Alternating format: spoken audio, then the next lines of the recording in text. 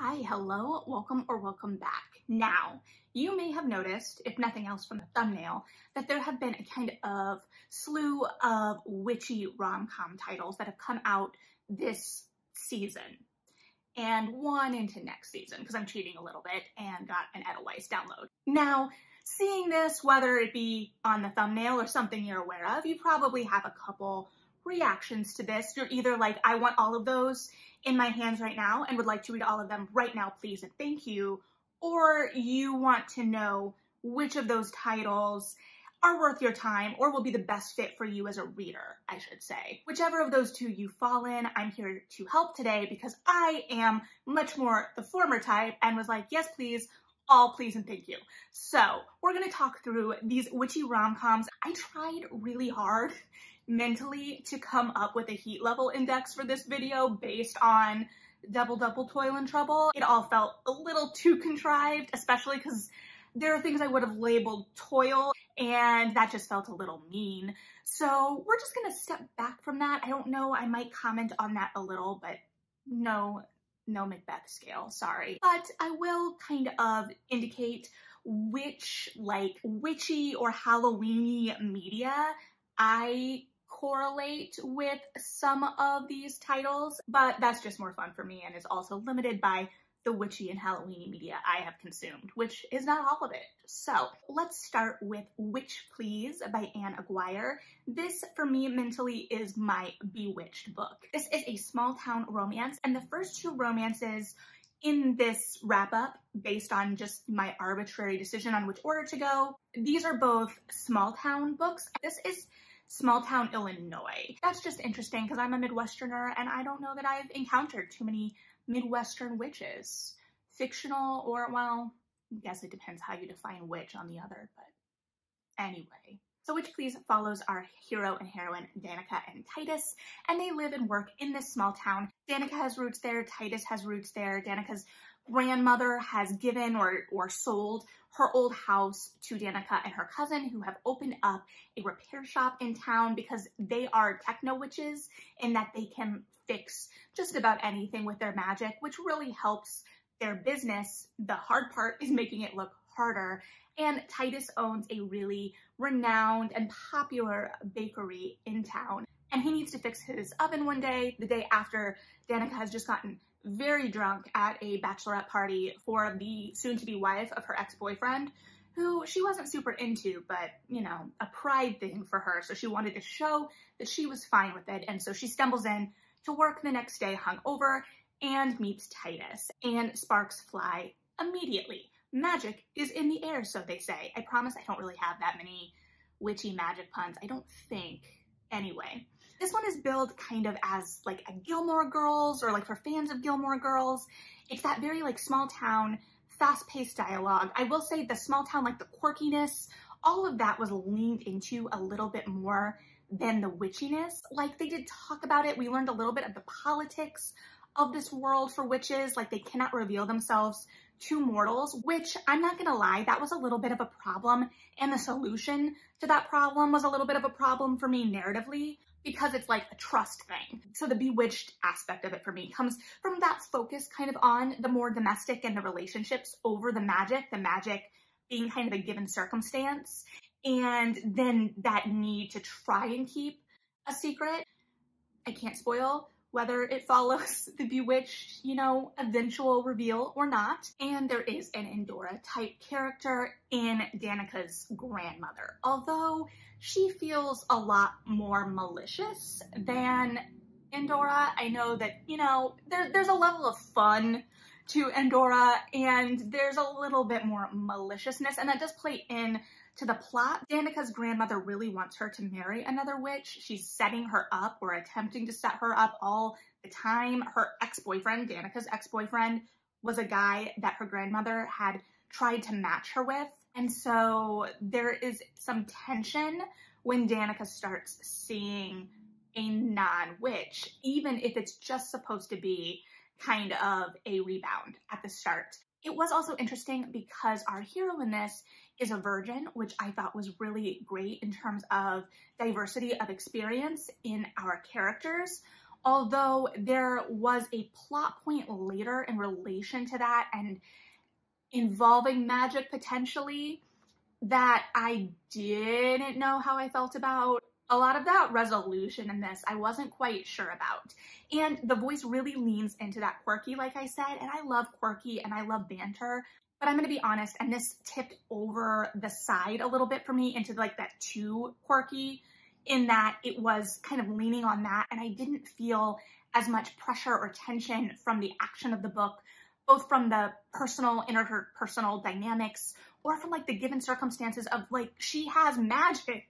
So there was as much page time given to the fact that this neighborhood cat was following Danica around as anything, and I just wanted to live a little bit more in the fun witchy side. This was a little bit more the practical witchy side because it's their business and whatnot. A witch hunter comes into town, and that is setting up an interesting romance with our heroine's cousin. So I am still interested to see where this is gonna go, but like from a scale of like pumpkin spice latte to witch's brew, I don't know either. I'm just really trying to feel the spirit of the season.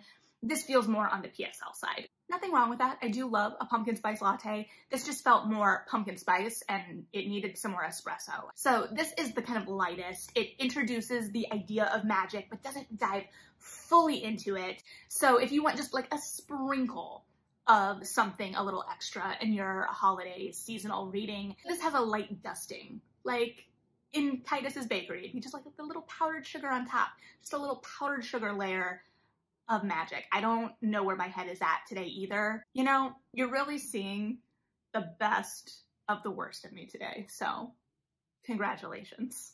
So the next in our witchy titles is Payback's a Witch by Lana Harper. This keeps us in Illinois, small town Illinois. The opening finds our protagonist, Emmy, coming back into town after 9 years away. She ran away after, I think, high school, after a heartbreak, and she is now living in Chicago. But it is her job as the heir to one of the magical founding families of this town to arbitrate the upcoming magical competition.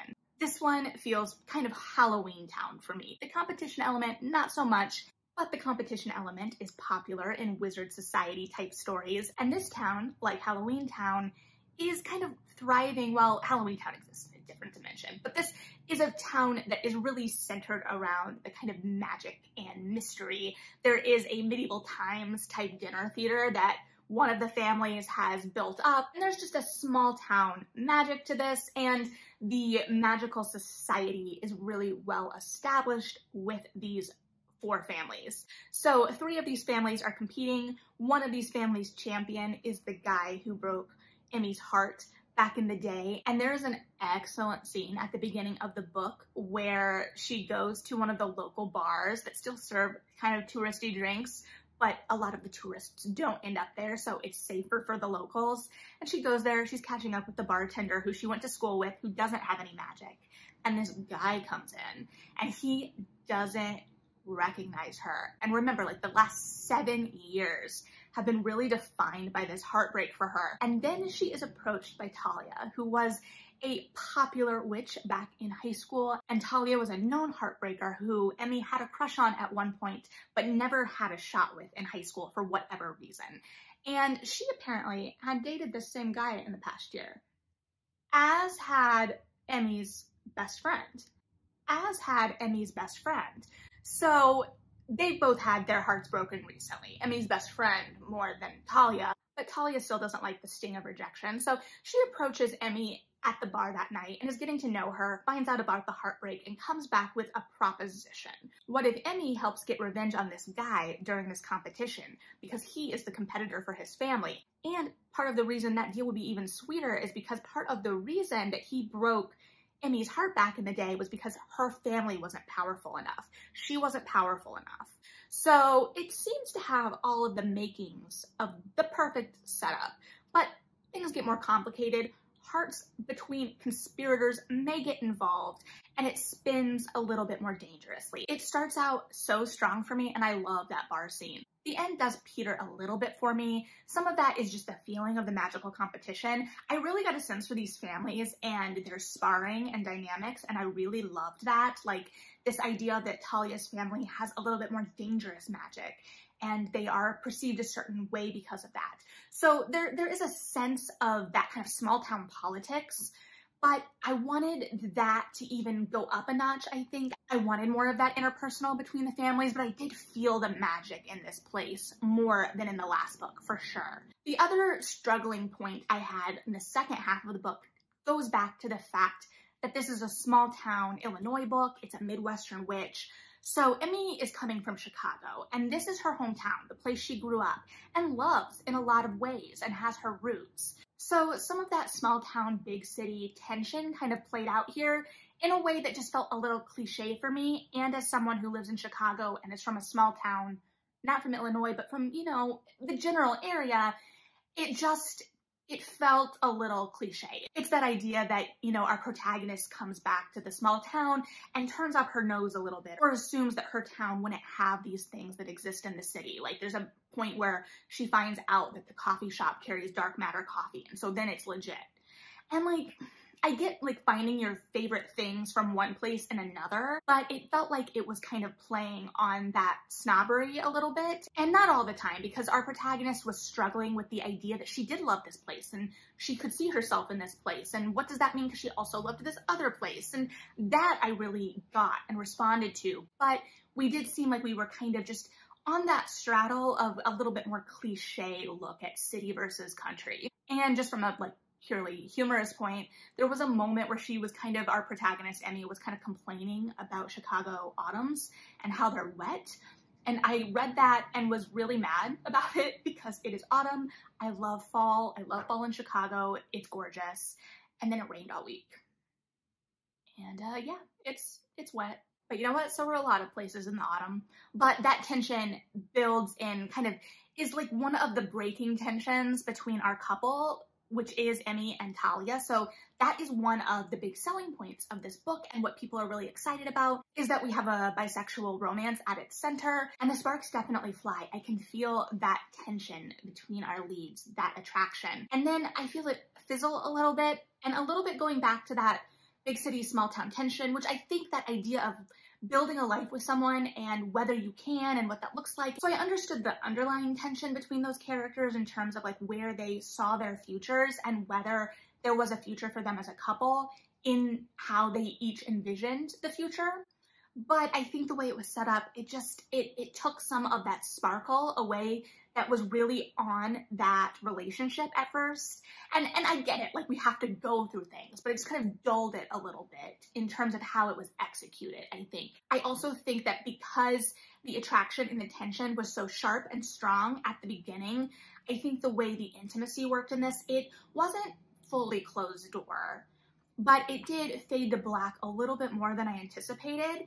And so there was a kind of tension, I think, in how the voice and the intimacy matched up. So I think that there was just a slight disconnect in how the relationship was established and how the intimacy played out. But I also think that it's great to have a book where the attraction is that palpable, and we do have a more reserved form of intimacy, physical intimacy in the book. It's just that spectrum. So anyway, this one is a little sharper in terms of its bite and its voice than Witch Please, which is a little bit more quirky. This one is a lot more that dry, dark, sarcastic sense of humor, and then we still get that kind of witchy politics that just play out in a different way, but I did like seeing it kind of transposed onto small town power play politics. So I enjoyed this one. There were just a couple of moments that made me go, huh, okay, but I'd be interested to hear what you think of this if you've read it. And then we had what is arguably the book I was most excited for in terms of the witchy romances, the Xhex by Erin Sterling. This is the newly established romance pen name for young adult author Rachel Hawkins, and this book was the perfect adult Rachel Hawkins book. It had all of the kind of banter and sharpness of Rebel Belle. It had the magic and fun of Hex Hall. And it just had the really strong chemistry I think of her for, especially in relation to her young adults. So the author herself describes this as hocus pocus, but they fuck. And yeah, that's kind of how it feels. The Sanderson sisters, not so much, but we are trying to save this town from a Halloween-related curse, and so we are on a time schedule. And I think that time schedule, even though it doesn't set out a firm, like, one-night type thing at the beginning, I think that kind of helps the immediacy of this book, especially because we do focus on our characters so much. So it's got kind of like the quirkiness and the banter of Witch Please, if you liked that. And it's got the kind of sharpness of Payback's a Witch, if you liked that. So I think whichever end of the spectrum you kind of gravitate toward, this will be, I want to say magical, but I can't, but I don't know any other word. So magical? Sorry, I'm so sorry. Anyway, so the concept of this is that Vivi and Reese had like a summer fling 9 years ago. A couple of them, it's like 9 years have passed. And it's been a while since I looked into my number stuff and why we go with 9 over 10, but I think it relates back to the multiples of 3 thing. Anyway, so after that summer ended in heartbreak, we opened the book on heartbreak and the wise advice to never mix witchcraft and vodka. And so the book starts with Vivi in the tub, heartbroken, and wanting to mend that broken heart. And her and her cousin decide they are going to curse Reese. Now, had they been sober, they would not have attempted to curse him, but they've mixed vodka and witchcraft, so they curse him. They feel a little bit better. He goes home, back to Wales. They go about their lives. And then 9 years later, Reese has to come back to town to help restore the magical energy of this town that his family helped establish. And turns out there might be a curse. They might have succeeded in the cursing thing. But, you know, because of Halloween magic, the curse, it does not stick with Reese. It threatens the town. So the witches at the witches college aren't super happy with Vivi when they find out about this, and she has to go about trying to fix it. And Reese stays to help attempt to fix this because he would like to no longer be cursed. And also, there are some sparks flying between him and Vivi again, and he would like to explore what those are. So this has a lot of that tension and urgency, both to the outside given circumstances and the relationship at its heart. Like I said, too, the voice is just really fun, and this reads really quick. So definitely a recommend for the Xhex, and was very happy that it lived up to my hopes and dreams of it. And then we have a book that I read that is not coming out until February of next year, but I requested and was granted it on Edelweiss because I was still in the mood for witchy romances and saw this one recommended in relation to all those other books I'd read. And that is Not the Witch You Wed by April Asher. This is a little bit more the paranormal-y side of rom-coms, so I guess maybe that's why it didn't come out with this kind of slew of witches releases this fall. And this one is set in New York, and the supernatural world of New York is vast in this and kind of stands in for like society in a lot of ways. And it also kind of feels like, well, I guess the most recent would be the Sarah J. Maas Crescent City book, but that kind of larger supernatural world that exists again in things like the Sookie Stackhouse novels, like all of that, especially the 2000s era paranormal, was really well established. And then granted, I've just also fallen off from the genre a little bit, so that's why I'm speaking to the decade I was most reading it in. But you've got this more elaborate world. So Violet is at the basically engagement party of her sister. So Violet is part of triplets, and she's actually the oldest. And as the eldest, would be expected to take over as leader of the witches of this world as her grandmother serves, but Violet has no magic, so that responsibility has passed on to her sister. And as such, she's basically making a society match with one of the leaders of the shifters from Europe. And at this party, Violet runs into an old flame, Lincoln, who is the head of the shifters in North America. How they haven't been running into each other, not quite sure, because they both seem out of New York and run in similar circles, but I'm gonna let that go because I enjoy a good, like, there's history here and now we're clashing. We learn that there was a history between them, well, obviously, but there may have been a romantic history, there was a disappointment, there was a miscommunication, there is a secret, you know, the whole shebang. And yet, After Lincoln's re-entry into Violet's life, her life becomes a lot more complicated, especially because all of a sudden she might have magic. And all of a sudden the council is very concerned that maybe she was the one that was supposed to be getting married, not her sister, even if she doesn't have magic. And Lincoln's like, I think I can help with that. What if we pretend to date each other, because he's coming up against an age-related deadline where he's going to potentially get matched with someone he doesn't want to be with, but he is kind of like organizing a vote amongst his people to try and escape that and kind of restructure how they do things in the shifter world. And so things are, you know, a little bit more complicated than that, but eventually Violet agrees to this deal and their worlds start to blend. So this one made me think a lot of the like supernatural series from the 2000s, our Buffys, our Charmed. We have this extensive kind of supernatural world. There's the interpersonal politics. There are the larger politics that are looming and could greatly impact our characters' lives. So it's just a lot of fun. It built out a fun world. And the stakes felt serious, but it also still kept that rom-com tone. We were at the kind of kitschy bar that Violet works at, and at the community center where she helps with all the supernatural children, and that Lincoln starts showing up too. And it was fun. So it builds the most of these for a world outside of witches, which, like I said, might be why it's getting a later release to kind of help establish it as a paranormal series. But yeah, we're seeing that cycle back into some witchy romances. I remember when I used to work at the library, they talked about these things coming in waves, and I definitely see that now, but I'm glad we're back on a wave where we get witches. So yeah, in comparison to each other, they'll have a lot of similar themes, especially in terms of like looking back into personal history. I think Witch Please might be the most removed from kind of like that history between our leads. Not the Witchy Wed, which is kind of a tongue twister, is the most removed in that the others kind of explore small town themes. All of these deal much more with families and family legacy in terms of transferring power down bloodlines than like covens. Witch Please does have a book club coven, which was fun, but the others are definitely more that family. And then the community is like the community of the town, and then the more insular community of who knows about magic or the other witches in the town. In terms of heat level, Payback's A Witch is the least spicy if you're looking for that. Witch Please and the Xhex, I don't know that I would rate one of them spicier than the other. It's just going to come down to personal preference.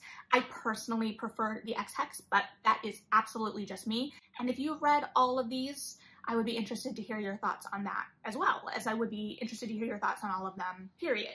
But these were just a fun, witchy romances. There were worlds that were built here, but we didn't dwell in those worlds. Obviously, the romance is still the leading thing, but it's a fun backdrop to play against, and all of them had different shades of that backdrop. So they were all very separate things, but they could be in really fun conversation with each other, especially as we want to read witchy romances right now because it's October, or at least obviously that's what I wanted to read. Also, a lot of these protagonists were not particularly strong witches, or their communities didn't consider them particularly strong witches. So there was a lot of exploration of coming into your magic, or strengthening your magic, love strengthening magic, how these societies can define worth in relation to power. And so there's a lot to be said there, but also I think it will be interesting to see how each series progresses, because obviously we're going to get protagonists, I would assume, of different levels of magical ability. So are we starting out with kind of like our witchy wallflowers, our magical wallflowers, so to speak, in terms of their relationship to their power? What are the themes we're exploring in terms of that power? But that magic and that relationship to power doesn't overshadow anything in any of the books, but I did find it interesting. So yeah, these were a lot of fun. If you have thoughts on any of these, I would love to hear them. As I said, if you have witchy romances that came out this year that I missed, which I'm sure I have, let me know about those below as well. But otherwise, thanks for hanging out. Like and subscribe if you feel like it. Read something good, and yeah,